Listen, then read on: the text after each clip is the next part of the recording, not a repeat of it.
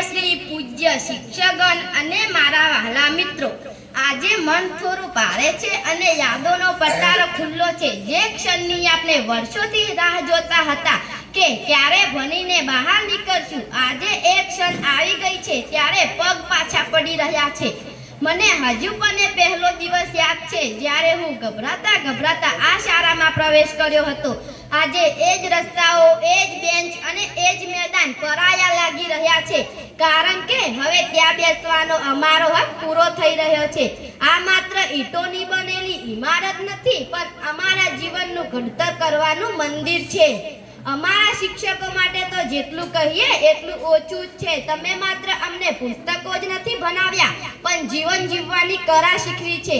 અમારી ભૂલો પર તમે આપેલો ઠપકો આજે આશીર્વાદ જેવો લાગી રહ્યો છે. તમે અમને એ કાબિલ બનાવ્યા કે અમે બહારની દુનિયાના પડકારોનો સામનો કરી શકીએ. મિત્રો, તમારી સાથે વિતાવેલી એ દરેક ક્ષણ, પછી એ લંચ બોક્સની વહેંચણી હોય, પરીક્ષાનો ડર હોય કે વગર કારણે કરેલી મસ્તી, આ બધું જ અમને બહુ યાદ આવશે. કદાચ આપણે હવે રોજ તો નહીં મળી શકીએ, પણ આપણા હૃદયમાં આ યાદો હંમેશા જીવંત રહેશે. આપણા મેદાનની ધૂળ અને પરસેવો હંમેશા યાદ રહેશે. પીટીના પીરિયડ માટેની એ આતુરતા, ખો-ખો કબડ્ડીની મેચમાં મળેલો જીતનો આનંદ અને હાર્યા પછી એકબીજાને આપેલો સહિયારો, આ બધું જ અમને ટીમ વર્ક શીખવી ગયું છે. મેદાનમાં માત્ર અમે રમ્યા જ નથી, પણ હાર પચાવતા અને ફરી બેઠા થઈને લડતા શીખ્યા છીએ. દરેક શિક્ષકોની પોતાની એક ખાસિયત હોય છે. કોઈનો પ્રેમ, કોઈની શિસ્ત, કોઈની ભણાવવાની અનોખી રીત. અમારા ગણિતના શિક્ષક જેમને અઘરા દાખલાઓને સરળ બનાવ્યા, કે ગુજરાતીના શિક્ષક જેમને અમને સાહિત્યના રંગે રંગ્યા. તમે અમારા વ્યક્તિત્વના ઘડતરમાં પાયાની ઈંટ મૂકી છે.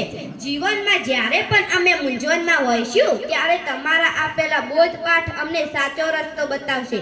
પાંખો મળી છે હવે ઉડવા માટે, આકાશ ખુલ્લું છે હવે નડવા માટે. વિદાય તો લઈએ છીએ અમે અહીંથી, પણ તૈયાર છીએ દુનિયાના મેદાને લડવા માટે.